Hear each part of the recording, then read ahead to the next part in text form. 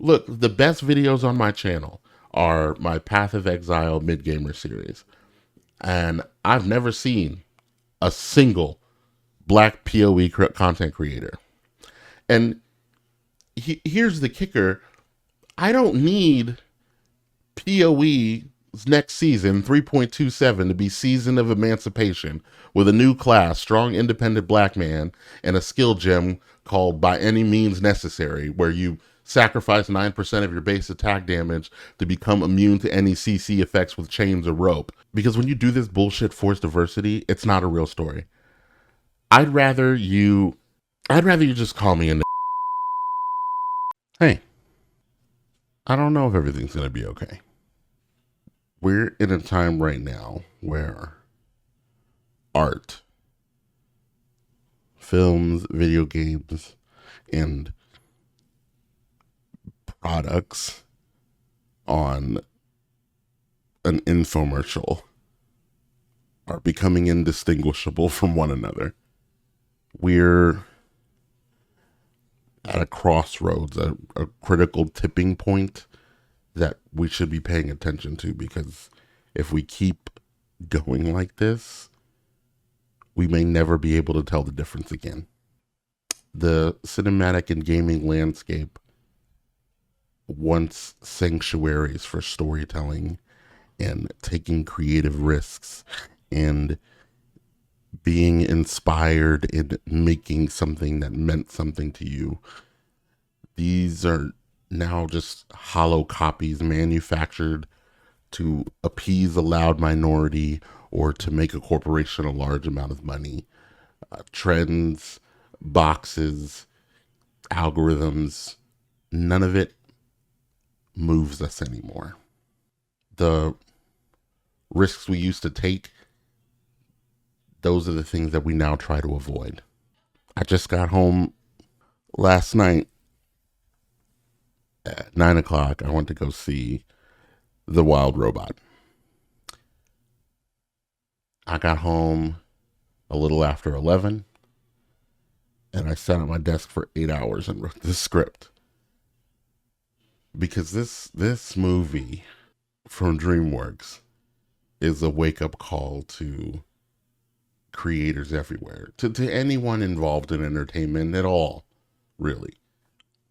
We must ask ourselves to remember what we are putting all of our time and talent and sweat and effort into. Like, why are we working this hard? Why do we put in the effort to do this? What pulls us to wanting to make content, whether it's YouTube content or at the largest scale in film and in video gaming? We've forgotten the roots of what art is meant to do, to give us a story that allows us to escape this reality and rest, a story that can move us, challenge us, and ultimately unite us. Because if we keep going like this, we may lose our way for good. Now, if you haven't seen the movie, please go see it. It's incredible. It's based off of a novel and truly did an excellent job. Why it means so much to me as a creator and someone who makes content and makes art and is in love specifically with films and games, because of how much talent and how much art and how much effort it takes to make these big, giant, great, impactful things. But that means I'm also not going to care about telling spoilers and how the story goes. If you truly want zero experience of this film, to go and see it for yourself, go save this video, like, subscribe, add it to your watch later, go watch it, come back and watch this. Now the story, and one of the reasons I'm not really worried about giving spoilers is because the story is simple. In an early part of the movie, a character tells Bright Bill, one of the main characters, one of the main focuses of the story, a bedtime story. It's simple. Once upon a time, someone did something Then something changed, and that change caused things to happen until a climax, and now we've learned something. This is how storytelling works at its core: straightforward, predictable. It's deeply effective. Since so much of modern media is focused on sequels or reactionary representation or trying to make a lot of money or trying to make sure that the 6 people shouting on Twitter are not going to get mad at them later, we've forgotten what a good story is, and that it doesn't need to be filled with twists or complex mechanics. And look, Sixth Sense is incredible. Interstellar is incredible. The Two of Us is incredible. Senua's Sacrifice is an incredible game. And they are complex and have intricate twists and turns and like have very detailed, difficult to follow and keep up with stories, but they all came from an honest place of doing it. The story required that. And complexity, just so you can say it's complex, doesn't necessarily improve a story. You can take a simple, predictable 2-minute story like the bedtime story Fink told Bright Bill and break it down and deeply explore each of its emotional beats and character arcs and see where that story takes you. This practice I'm describing actually has a name. I was in improv for a while as a piano player and took classes myself. And if you study narrative style improv, where you and a group of people have to create a story from 30 to 90 minutes long off the top of your head, one of the things that you practice is this process of creating a story in a short way. And this is called a story spine. And it's a very simple formula. You just fill in the blanks after a couple of prompts. Once upon a time, every day, until one day, because of that, because of that, because of that, until finally, and ever since that day. Right? You just fill in the blanks after that, and you basically have the structure of a story from beginning to end. So I'll apply the story spine to the wild robot. Once upon a time, a robot helper named Roz crashes on an island. And every day, after teaching herself how to speak to the animals, she regularly asks for tasks to help with, but often frightens the animals with her unnatural presence. Until one day, after escaping raccoons who try to steal her parts, Roz accidentally disturbs a bear and, in her attempt to flee, kills a family of geese, leaving only one gosling alive, the runt, who imprints on Roz. She takes the task of raising him. Because of that, Roz has to teach the gosling Bright Bill how to eat, swim, and eventually fly. She rewrites her programming to navigate the challenges of parenting.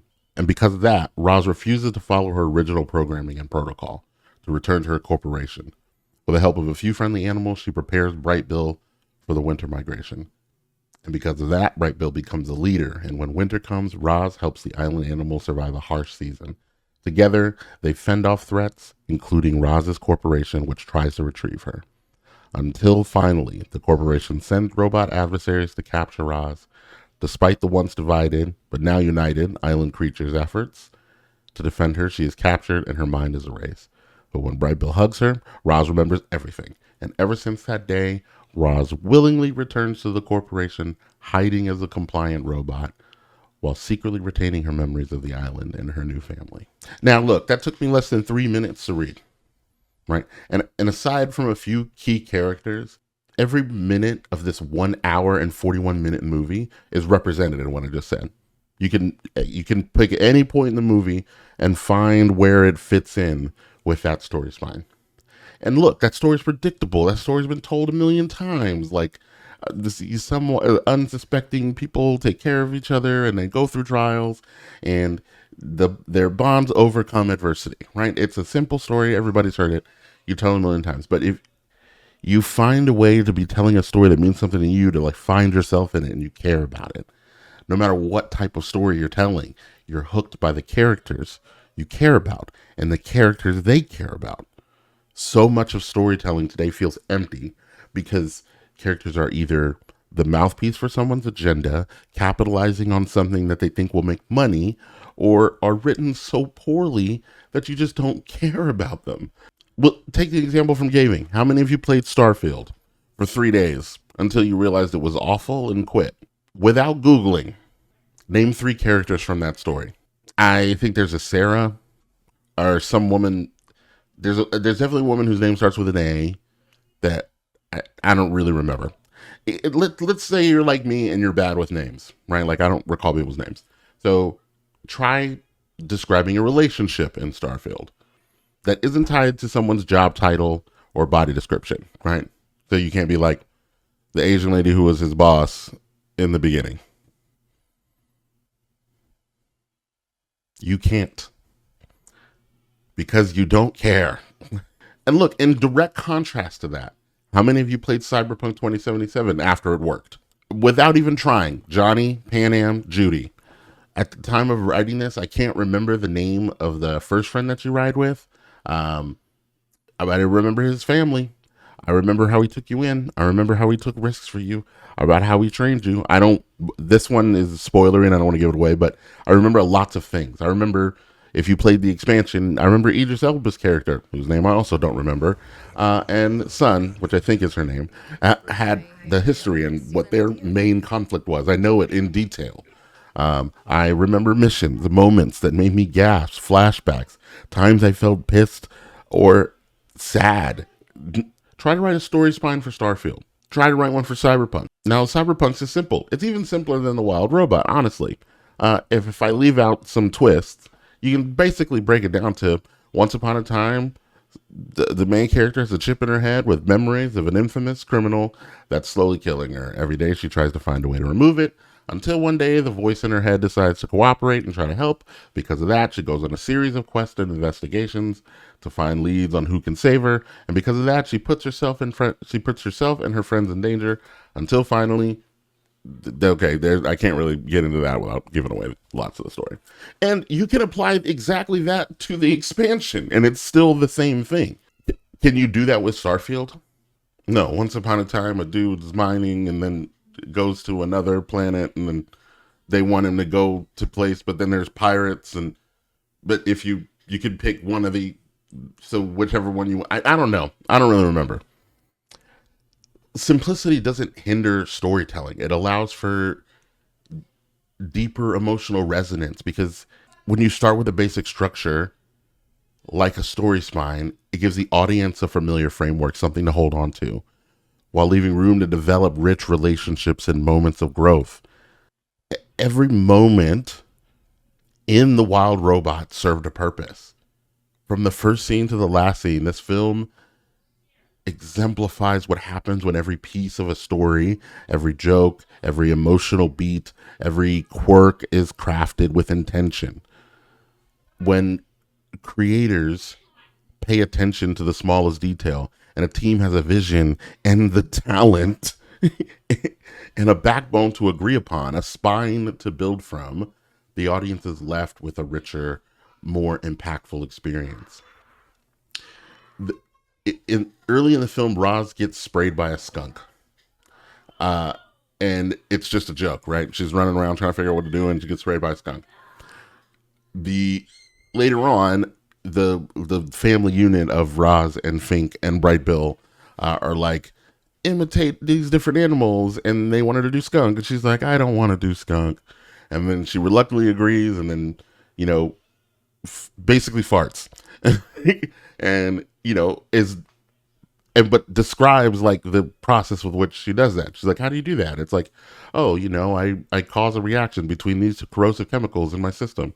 And Bright Bill's like, but won't that like melt down one of your reactors? He's like, not if you press coolant through it first, right? This is just passing by. This is just passive. It made you laugh when you heard it. But in the end, in the final battle, those forms that she imitated, she uses to get away from a big thing, and eventually defeats the robot that's chasing her with the gas by corrosively melting him and like leaving out that part. Uh, what started as a gag becomes a key moment of survival. It's packed with callbacks like this. It's all over the place, which takes skill and focus and not being distracted by like, oh no, is Twitter gonna hate me if I? Early on, Roz is a helper robot and will walk up to animals and help them with something, and then be like, on a scale from 1 to 10, uh, how would you rate my performance on a scale from 1 to 10? 1 being the worst, 10 being the best, right? And it's funny, um, and it's like you laugh when it happens, and like that's weird. at the end, when, you know, Roz like saves everything and like lands and like barely makes it out, she like stands up in front of all the animals and says the same thing, like the exact same line. But like her robotic voice has become more emotional and more human as time has passed. So it's like on a scale from 1 to 10, you know, how would you rate my assistance, or would you describe me as satisfactory? To basically a standing ovation. Doing that's not easy. You have to do that on purpose.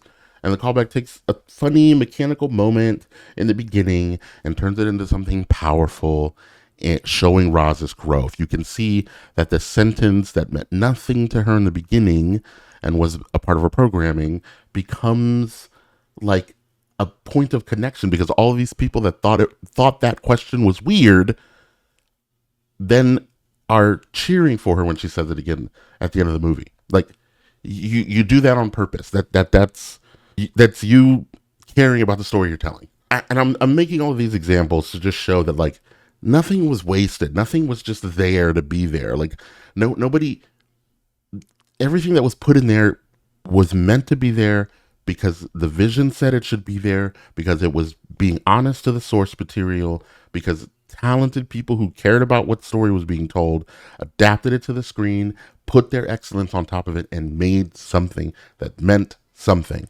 and did not try to add things that would make them more rich or get rid of things that would get them in trouble. They just told the story that meant something to them.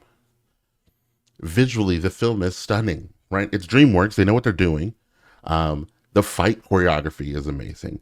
It brings the island's ecosystem to life. Like it was gorgeous to look at.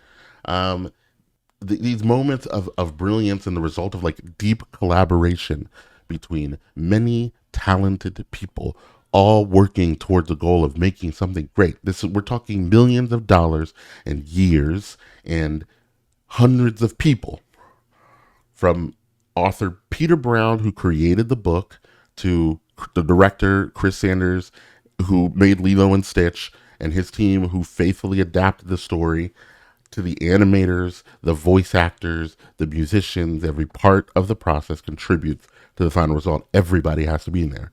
The beauty in this film lies in how the entire team works together. It's like an intricate relay race. Every team member, whether they're writing the script, animating the characters, composing the music, passes the baton seamlessly to the next. Every decision, from the smallest joke to the biggest battle sequence, there's a single unified story of one vision, and it's served by people who are doing their job honestly, passionately, and at a level of excellence that's impressive, right? I can't, I'm not a good animator. I know how to make an animation, but I should not be anywhere near that project as an animator because I'm not that good. And it would be silly for them to hire me because they want more black people. Like, don't hire me unless I'm good enough to do it. Now do the work to find people who don't just look like you to do the job, but make sure they know how to do the job and are passionate about doing it. We've lost this focus where everybody's working together to make something great. We fall into the trap of creating films and games by committee to try to avoid upsetting people, where the story gets watered down, and when your crew is made up of people who are not qualified, not interested, or hindered from doing their job the best, you end up with something like Suicide Squad or Concord. No soul, no story, just a poor imitation of better work, all in the name of representation. Or Lost Ark, a game with incredible potential. If you stripped out all of the pay for win and BS of having to be there for too long and do your homework and do your chores, the game is great. It's some of the best combat I've ever seen, ever. It has, like, it's a really fluid design. I really love the UI. It's a really great experience of a game. And then because it needs to make money, they shoved a bunch of bullshit in it. So we see so many games go that way, bogged down by greed rather than the passion to make a good game. And we've seen examples. Listen, I watch people like Legendary Drops and Asmongold and everyone talk about all these things. They've all said it 1,000 times, and that's why I had to come home and write this. Like, I literally left the theater of The Wild Robot, and it's powerful. Just I left the theater after watching this, and The Wild Robot is powerful because it doesn't need to shout about identity or politics or representation. Instead, it just tells a great story.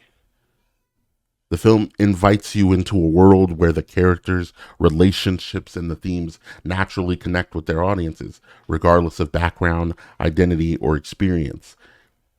When you are trying to tell a good story and put characters in there that mean something, and you're trying to tell a story faithfully, people will find themselves. Look, any parent could look at the way Roz wrecks her robot body to protect Bright Bill and see themselves. Like, she's tattered and beat it up by the end, and that's how every parent I know feels. At the same time, as a black mom, or a mixed Zazie in my partner's case, especially single black moms, can see how Roz navigates raising a child in an environment where everyone is scared of her and is rejecting her child. The particular type of drive and pain and endurance it takes to parents through that is deeply familiar to every black mom that I know. And like anyone who has had to parent singly or is different than their community trying to be a parent. I as an autistic dad, Roz's eagerness to find a task, complete it, get clear feedback on whether the task was done, felt like a personal attack. There's a joke she makes about numbers and where like she just needs to like come up with more random numbers than 0001, and she says, "See what I did there?" Followed by a noise. My partner leans over to tease me of that because I literally make that exact noise.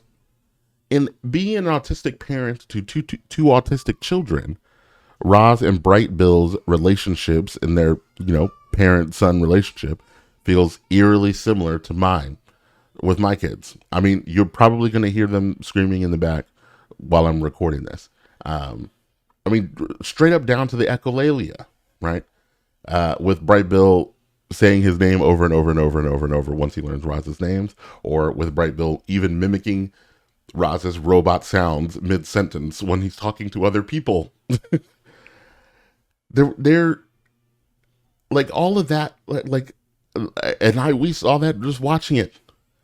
And that's where so much modern storytelling fails and falls short in their attempt to be inclusive, and creators sometimes push too hard to the point where their identity of a character overshadows the story itself. There's a scene where Bright Bill is getting bullied by other geese for not belonging. Like, well, what do we have here? And again, it's just straight up Back to the Future bully, high school bully. It's exactly that scene, just with geese. We've seen it 100 times. Well, look what we have here. You're different, circling around him. Just let that be what it is. Modern storytelling would have had Roz walk up to those geese and give a speech about how their toxic masculinity and ableism make them blind to the gifts Bright Bill has to offer. And if you can just take a moment and consider your sexism and ableism, you'll be able to see everything that Bright Bill truly has to offer this geese community. And don't get me wrong, the bullies were being toxic men. They were being ableist. They were blind to what Bright Bill was capable of. But that line of dialogue would have come out of nowhere. Like, Roz has never talked like that.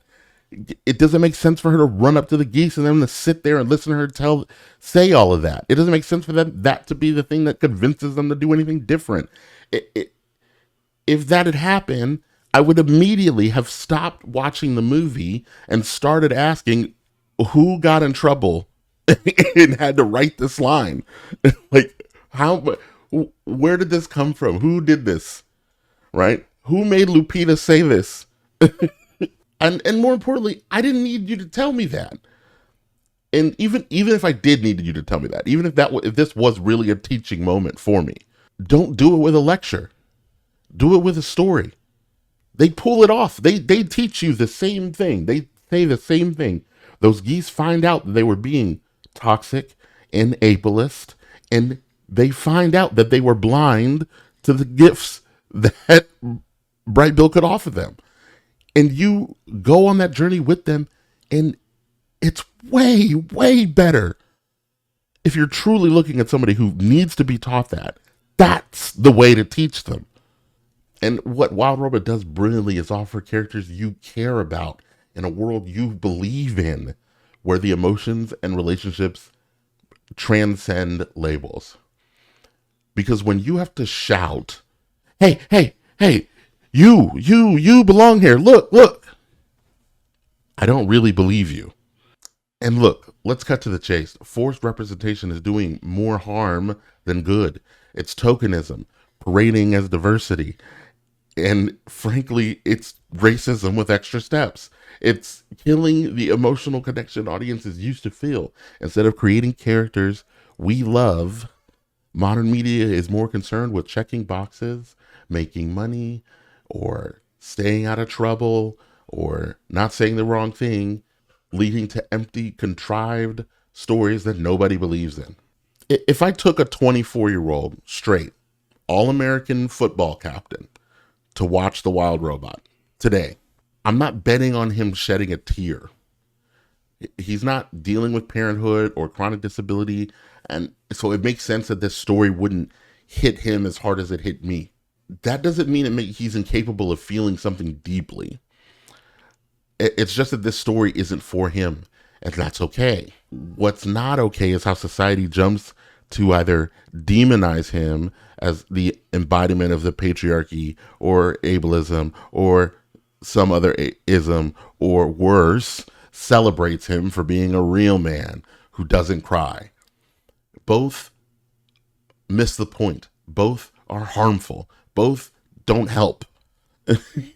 And the idea that this guy can't be emotionally moved in a socially acceptable way is bullshit anyway. A story told honestly will always find its audience. Please, if you are inspired to make something and you're worried that everyone's not going to like it, it doesn't matter. Tell it honestly. The people who will like it will find it, and it will mean something to them, which is the point. Look no further. If you want to talk about emotional connections and like parading to audiences and making people feel things you didn't think, look at Call of Duty Modern Warfare 3. It is a brutal, bloody tale where Price takes Soap under his wing and, like Roz, finds him, takes care of him, and they become family in the process. They care for each other. They sacrifice for each other. And when Soap dies, players don't just, if you haven't played Modern Warfare 3, and you know, it came out in 2009, so spoiler. Players don't just mourn him, they remember him. Every COD fan that played this game, that has been playing Call of Duty for years, and played Modern Warfare 3, they can recite from memory.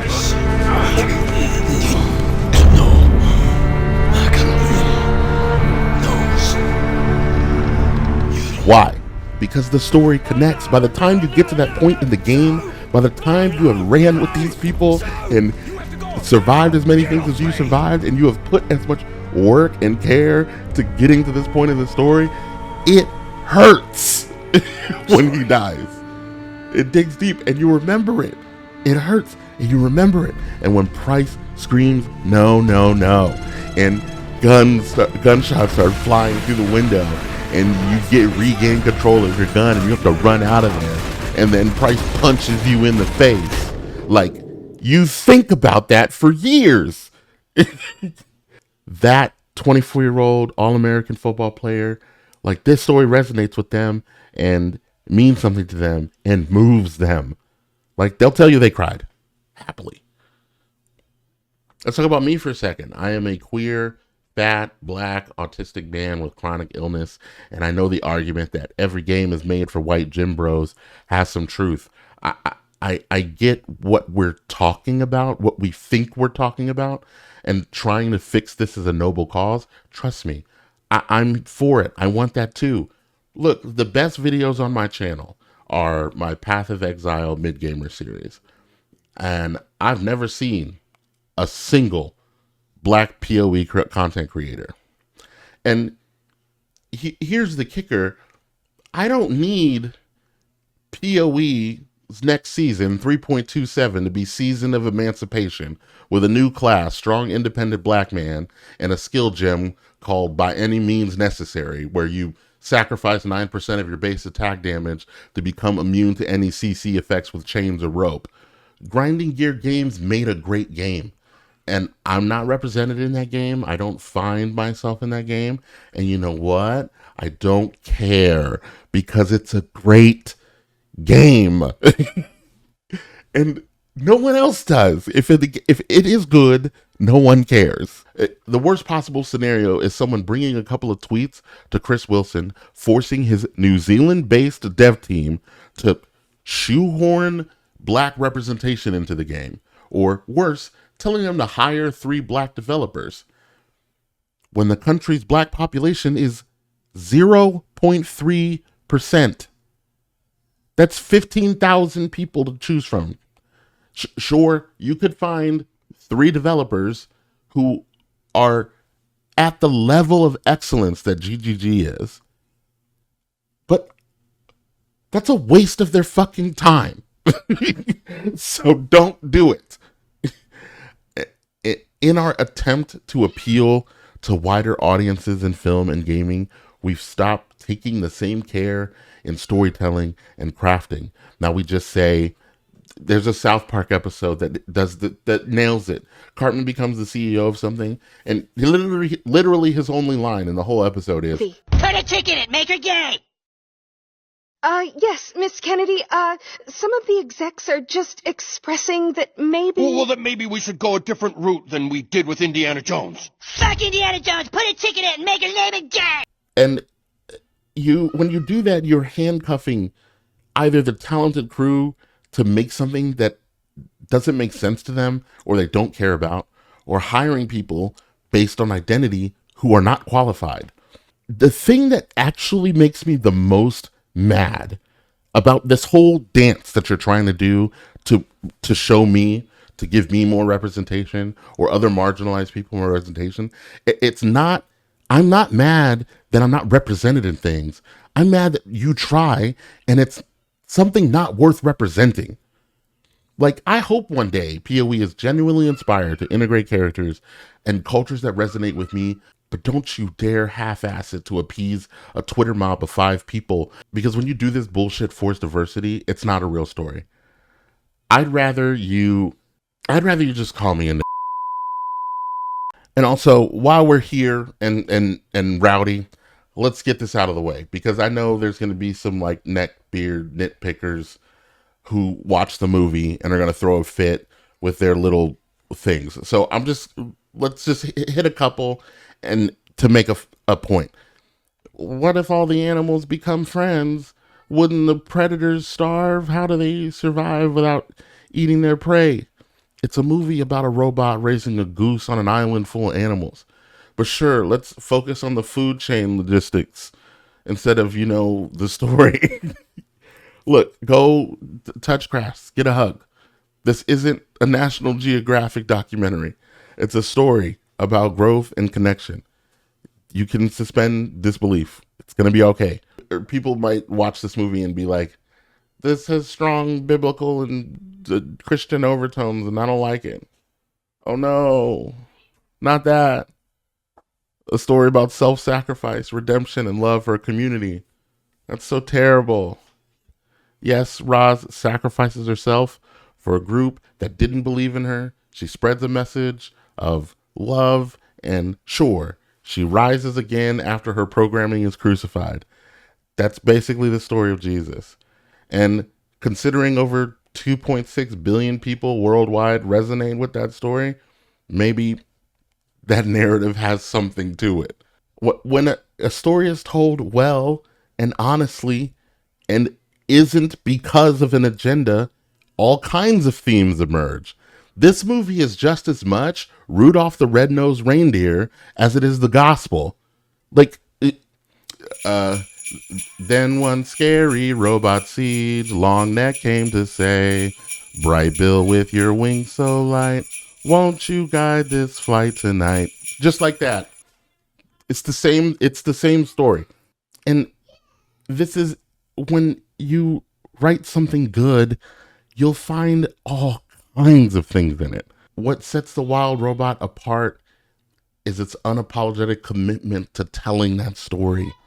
Its fearless commitment to telling that story that doesn't care if it offends or doesn't bend to trends. It tells the story it needs to with honesty and precision, and the result is deeply resonant. This film came out a couple of days ago in 2024 and did not let everyone's discourse about AI stop it. It doesn't dance around the fact that robots are literally doing mass agricultural jobs. That has the large possibility of being the actual condition for farmers in real life. That robots are going to put them out of their job. They still went ahead and told their story. It embraced the reality of the world that they created and the consequences that come with it, because they're a movie.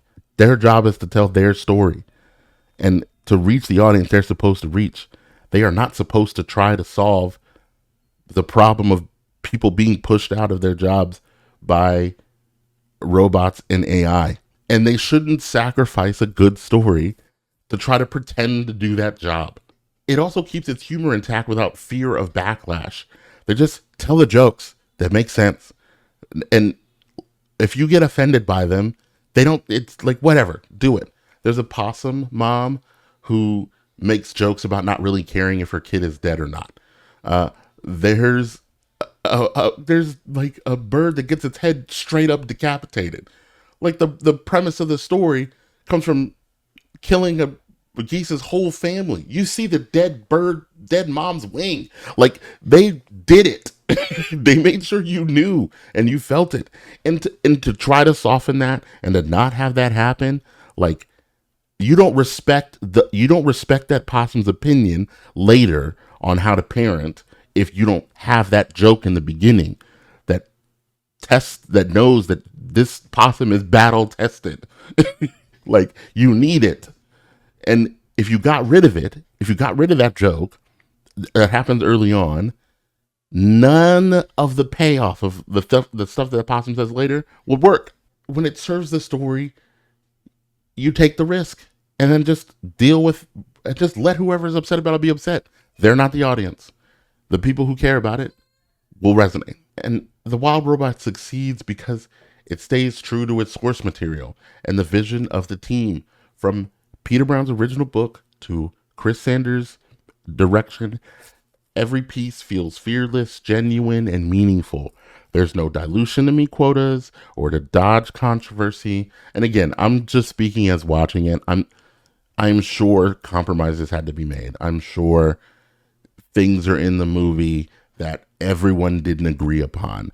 But you can tell that there's a central vision, a single vision, that everyone is trying to do the best that they can to tell this story honestly, and are not choosing to force things in or kick things out to appease things that have nothing to do with the story that they're trying to tell. The film tells its story unapologetically, and that's what makes it so powerful. When creators trust the audience to handle difficult themes and still engage with humor and emotion, you get something that stands the test of time. That's what this movie achieves. Something that feels almost foreign to me in watching modern media and like playing video games, where we care too much about things that have nothing to do with the world that we're creating. We let so much of the real world that we're trying to escape affect the world that we're trying to create over telling a compelling and cohesive story. All right, I've said a lot. And if you stuck around this long and you've heard all of my ranting about it, I appreciate it. Please like, subscribe. You know the drill. Before I go, I want to ask, I want to beg something of you. And please, if you fall into one of these groups when I ask this, give it a chance to let it mean something. Just give it a chance. First, to the general public, stop giving weight to the loud minority on social media.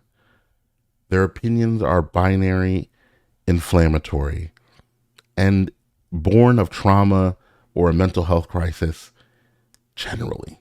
Imagine a homeless man on the subway screaming about how the tiles are stealing your credit cards and they're watching you. Unless you're a mental health professional, you don't engage with that person. But if it was Twitter, we go get a crowd. We put that guy on a box. We hand him a loudspeaker and we're like, keep going. We exploit his breakdown in mental health crisis for entertainment or pity. And then use it for clout and then gather more people.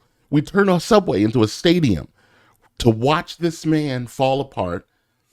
And all of the people now crowding this subway who don't need to get anywhere are stopping everyone who does from being where they're supposed to be. And we just have to stop it. We just have to stop it. Just walk past them. If someone says something ridiculous that doesn't make any sense, that no reasonable person would assume, then just keep on walking. Get on the subway. Get where you're supposed to be going. The fact that you're and the fact that you're reading someone's words doesn't make them true. All right? If someone says everybody believes this, all that happened was they typed those letters and pressed enter. That's the only fact, is that they typed those letters and press enter. So everything else you'll have to check on. You have to do the work of critically thinking. Just because you read it doesn't make it true. Now, if you are a game or a film journalist or a content creator that covers games, or anyone who has like influence or is a role model for what media we should be watching or how you feel about it, can we be brave again? Can we be noble and honest? And people are looking to you to define what's worth their time and what's worth watching and playing with the very little bit of time that they have to rest and relax. And I know this is not a small thing to ask. Can we take the risk to say how you really feel? Just be honest. Everybody else can parse out what your biases are and what all these other things are. Just say how you feel if you're doing editorials, and say the truth if you're reporting something true. Journalism was once the sword and shield of the public. We were able to be all these things and do all these things because we were informed by great men who were revered. Where well thought out opinions and well reported facts toppled tyrants, exposed corruption, and gave people hope. And we can just do that again. Like we are not actually bound by the 20 people screaming at each other on Twitter. And lastly, if you make things, if you are an artist, a performer, this video is really geared toward like big deal developer, large size developers and filmmakers. But this part is really for anybody who makes something, and has an idea and wants to make it a real thing. Believe in your stories.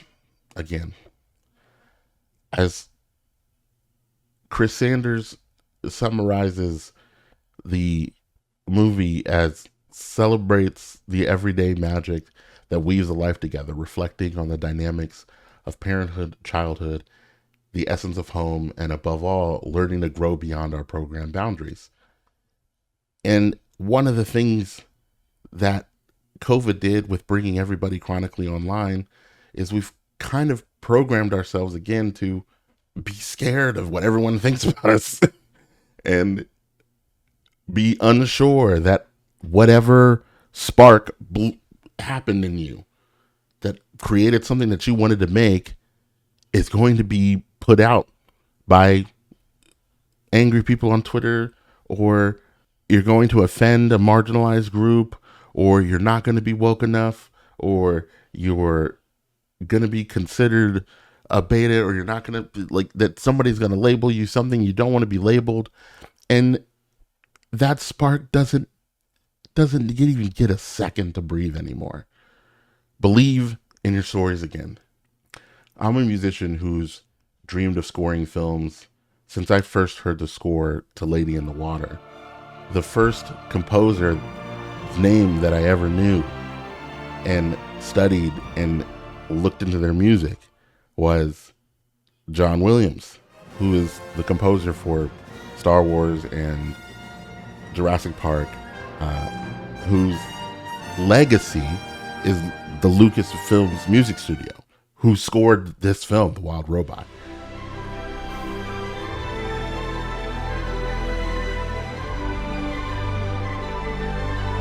The musical element in Wild Robot is our heart and soul. I can get a movie halfway there, and it's up to the score to pull us the other 50%. I love that part. I love participating in films in that way and participating in games that way. Like, music means a lot to me. It's the way that I decode emotions and people in the world around me. And I feel uniquely inspired to, like, support stories to help show you and let you hear the words in the way that they're meant to be delivered, that in the way that only music could do. Like, when I was younger, I dreamed of being a part of these huge stories and getting to be like, this is what this needs to say the thing that you want to say, so that people feel it the way that we all agree that they should feel it. And I realized when I came home from this movie that I have not thought about scoring films and scoring games for years, because they're not worth doing it anymore. None of these movies mean anything. I don't want to score the Suicide Squad game. I don't want to score the fourth Fast and the Furious. And it's been a long time since I watched something and felt so moved and inspired that the next thing that happened was I had to sit down and spend 8 hours writing a script until my kids woke up and got me out of my office.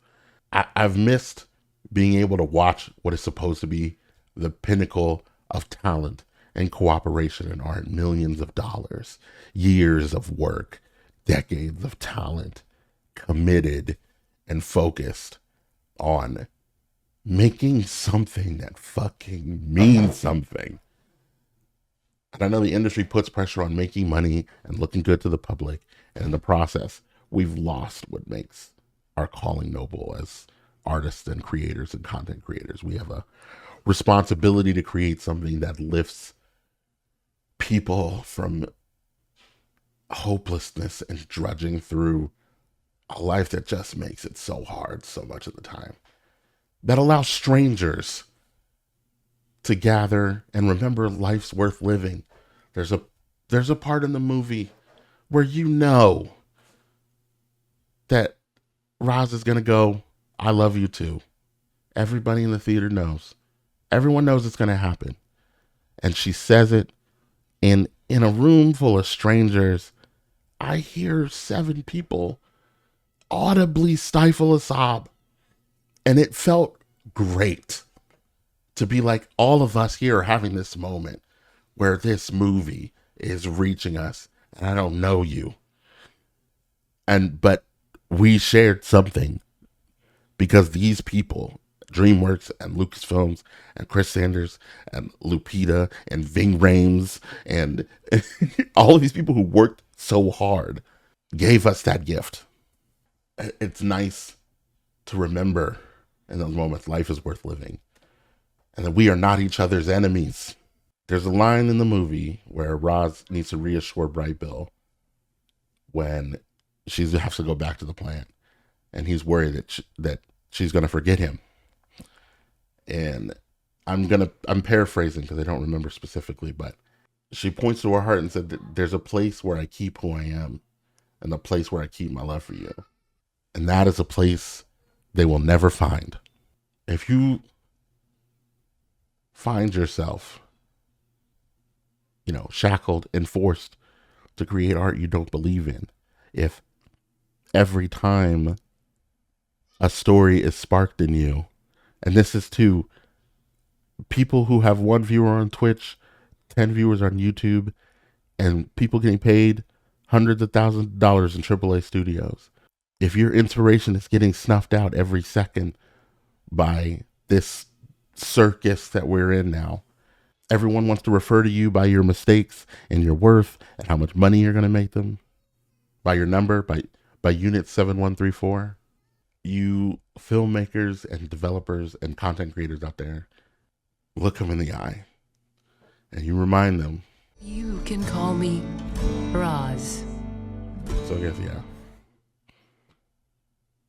everything is going to be okay.